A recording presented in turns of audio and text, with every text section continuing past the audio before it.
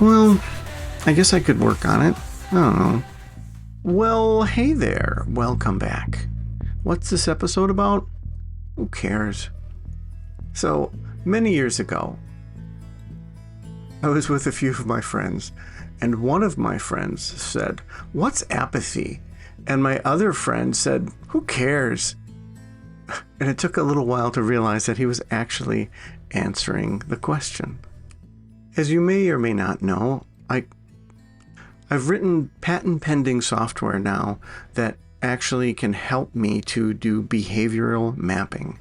It's an offshoot of my latest book called Because, and I'm finding there are many, many offshoots of the whole concept of Because, which is based on Freud's pleasure principle. Seek pleasure, avoid pain. The software has allowed me to visualize all of these interesting concepts that might be kind of hard to visualize. And in doing so, it's allowed me to see things that even I didn't see while writing the book.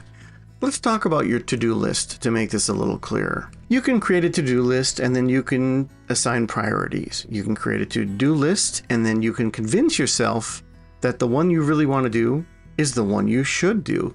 I talk about this in one of the chapters. You've probably made many to-do lists, some of them grand, some of them small. But like most people, you don't have a sort of a grand overarching to-do list, like your life list, if you will. You can get complicated, and on that life list, you can have, I'm going to climb a mountain, here's my bucket list, here's me finding love, here is, oh, that's right, I have to get groceries, I have to cut the grass. Like, all these things are to-dos, and some of them are of a grander scale or not. If you think about your own list, there might be something that you keep putting on there, but you never do it. And so if we apply Monsters and Unicorns and we mapped it out, we could probably see that maybe there's something painful about it, that there's just too much pain that this thing generates and you feel like there's no return on investment, or there's just not enough pleasure generated, or there's not enough pain being generated if you don't do it. Let's take an example. Let's say you have an awesome life doing what you do. You have your full-time job, you're invested, you have a career and all that stuff. And one day you're thinking, you know what, I wouldn't mind writing a novel, a fiction. So you put that on your little to-do list and you think about it sometimes, and once in a great while you write a few words here and there.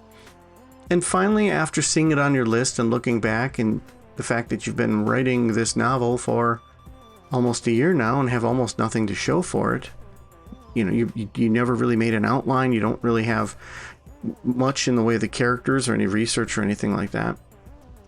You look at it and you might realize, if you had access to the kinds of things we talk about here on the podcast all the time, oh, I'm afraid of failure. That's so strong, I'm never going to finish this novel.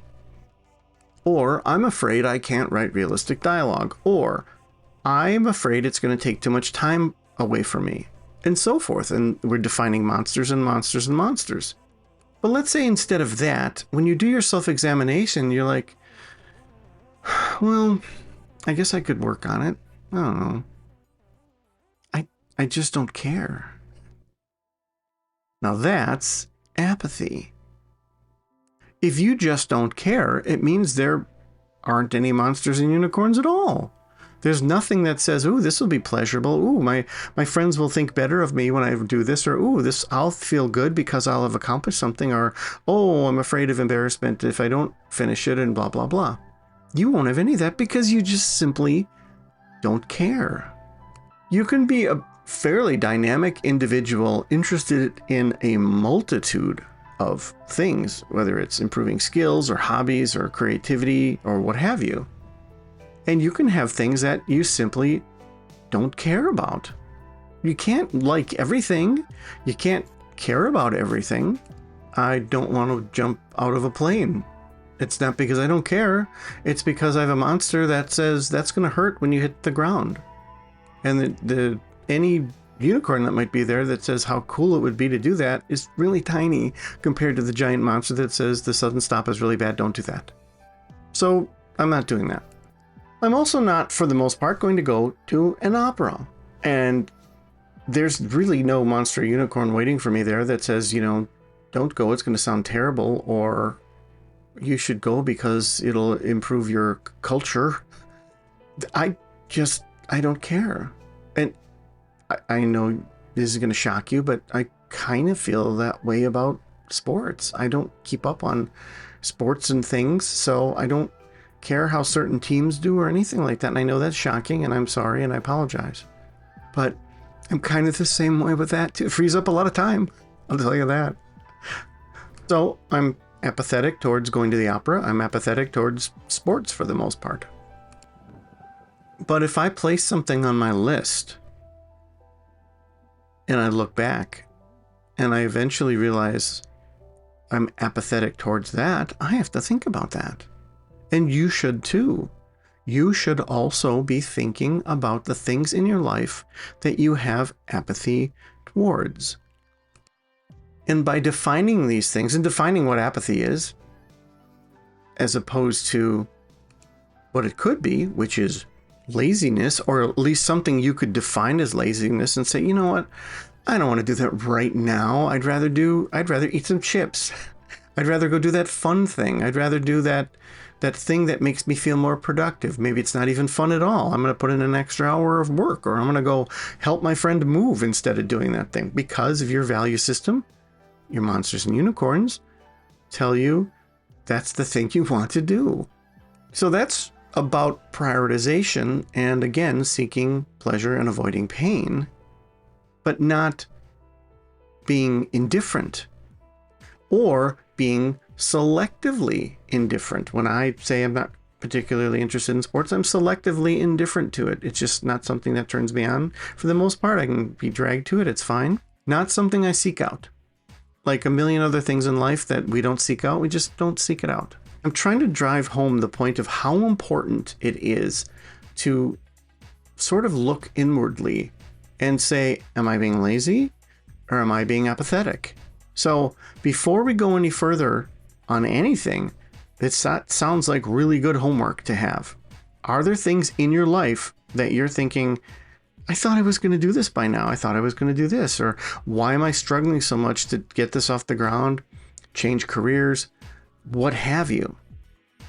There's probably a bunch of things in your life that you'd either like to do or can't do, and it might be disappointing you. And here's the thing. If it's something that you're not doing and you should be doing and you really want to do it, but you have some monsters and unicorns in the way, well, then that's something we can get through. And if you read Because, you're a lot smarter on how to get through that. But if it turns out to be selective indifference, chosen apathy, well, that's a win, because now you can stop beating yourself up. You can stop giving yourself a hard time because you're not doing that thing. Well, I don't care. Does that make sense? But having said all that, I have to raise one other little flag. If you find that you have apathy, whether it's selective or not, towards a lot of things, and you have for more, and then more, and then more, well, that's going to be a problem. And that is a problem for a lot of people. They end up having a lot of that selective apathy towards a lot of things. And there really is, unfortunately, no limit as to how much apathy you can have. And it's very sad.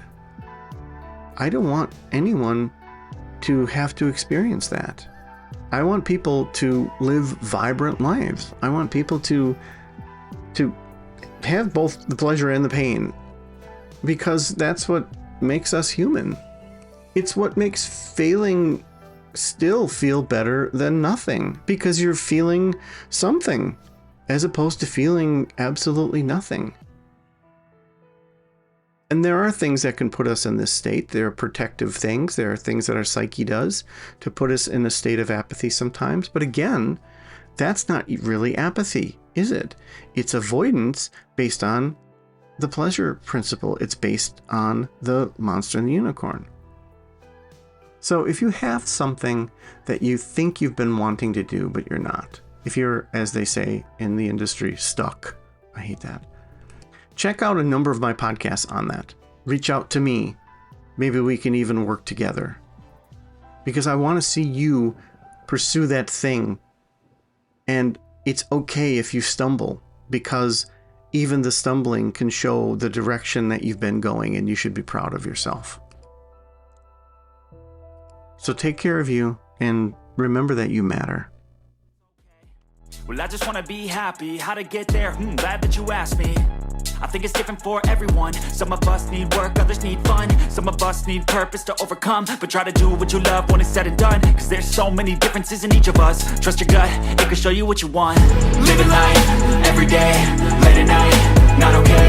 All I want, and I pray, all I need are some better days. I want to announce that my new book, my 10th, is out. It's called Because, the fundamental psychological building blocks that enable you to, or prevent you from, accomplishing anything, everything, and nothing. Check it out on Amazon. It's only $9.99.